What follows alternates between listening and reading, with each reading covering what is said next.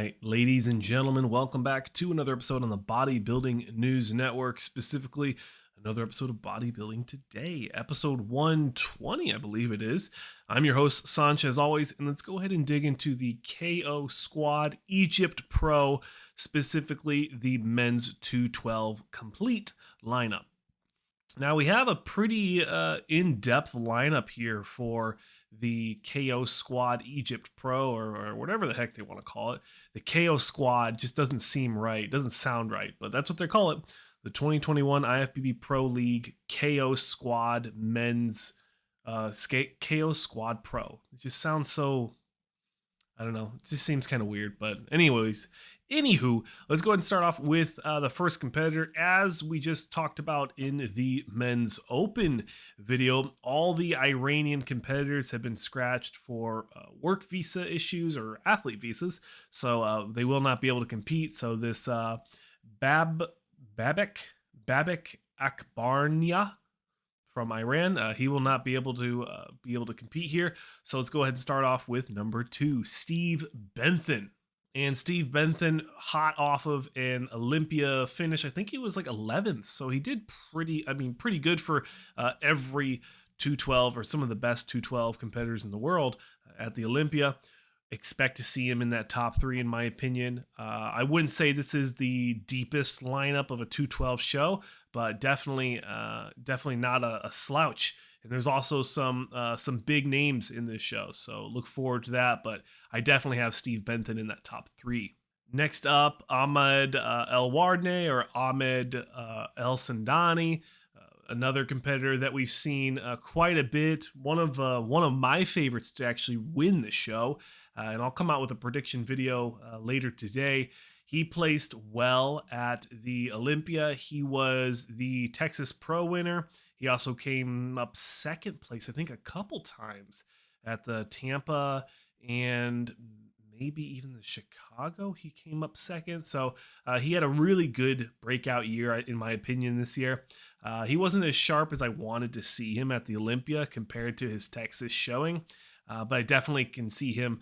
I could see him winning the show. It just really depends on if he's going to be coming with that complete package, that nice, sharp, crisp look.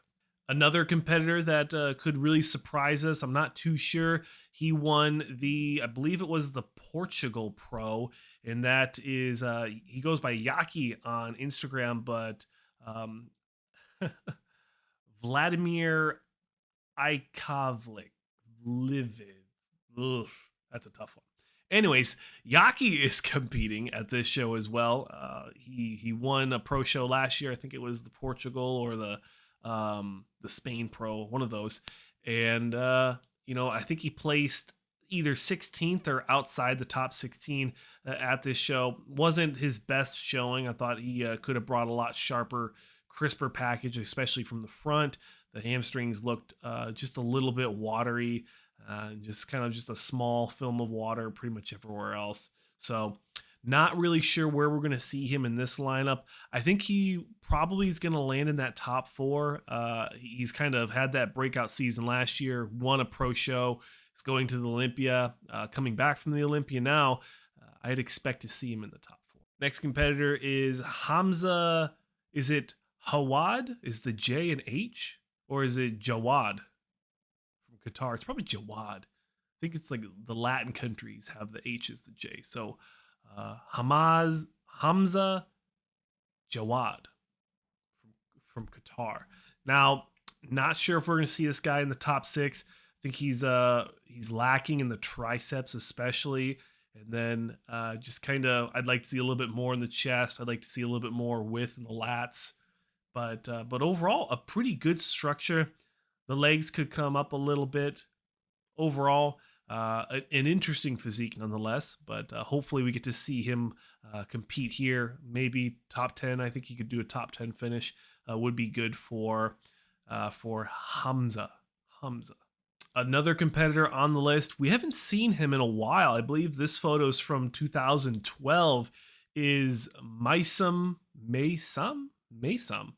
Keshvari. I think I got pretty close. kind of a freaky physique, kind of like a Flex Lewis vibes, maybe Fuad Abiad vibes a little bit. Just a little bit smaller, crazy tiny waist. I have no idea if this is what we're going to expect from this guy. It being from 2012, that's a long time ago. So who even knows what we're going to see? Probably a little bit bigger midsection. Hopefully everything else stayed pretty full. If this is what we see from this guy this year at the KO Squad Pro on Sunday tomorrow, another competitor, I'm very excited to see how he does.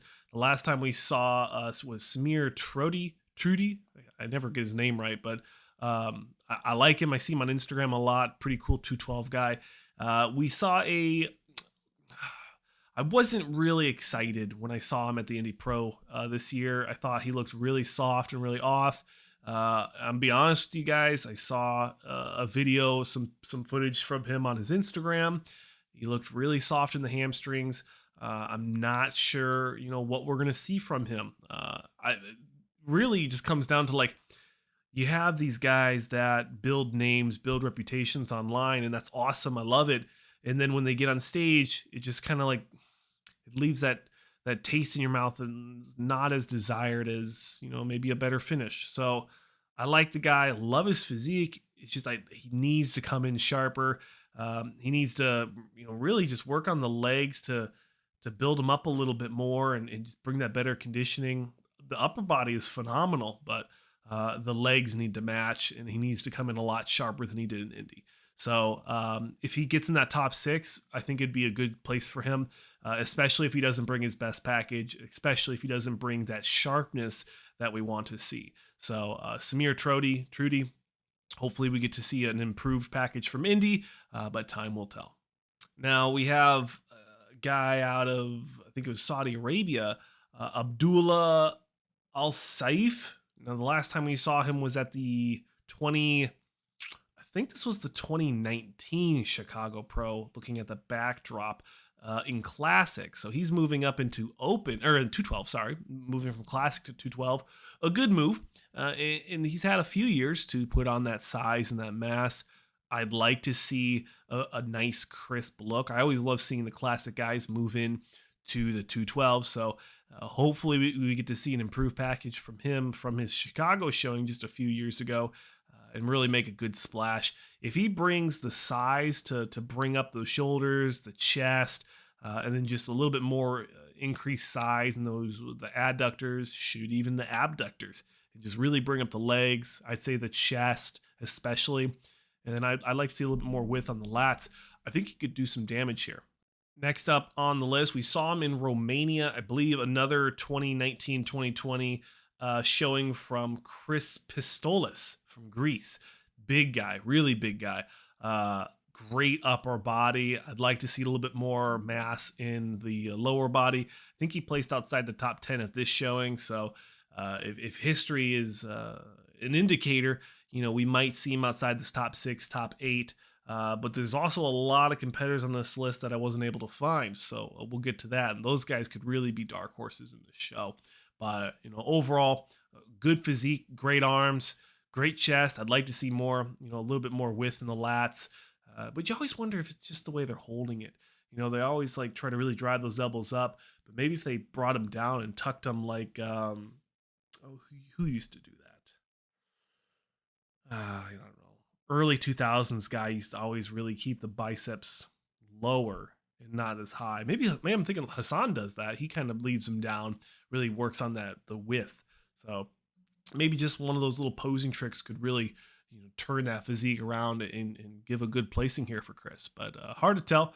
But probably going to see him in that top 10. I think he has the structure to place well.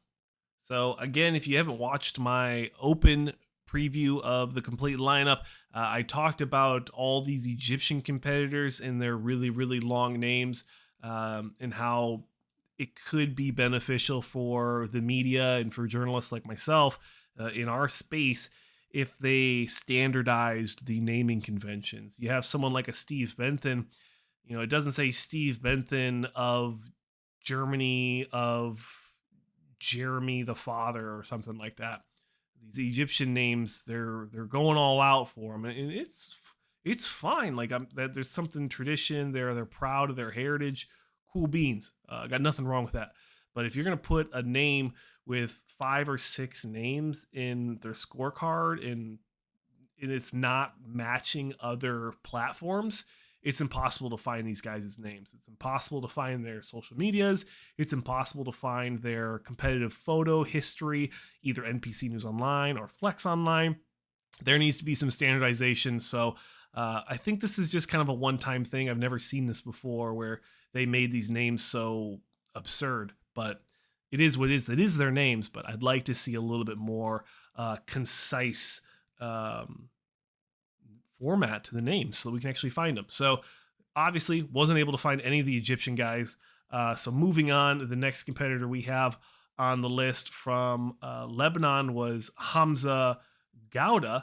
So I think I might have mixed up Hamza Jawad and Hamza Gawad because I have the same photo. So apologies there. I don't think I was able to actually find his photos. So the last guy we have is Pasquale D'Angelo, actually going to be one of those favorites coming into the show. He won I think it was the Portugal Pro, whatever show. Oh, no, maybe he got second and got that qualification because that show did the top 2 qualified. So he was able to go to the Olympia this year. It was either off that qualification or he won.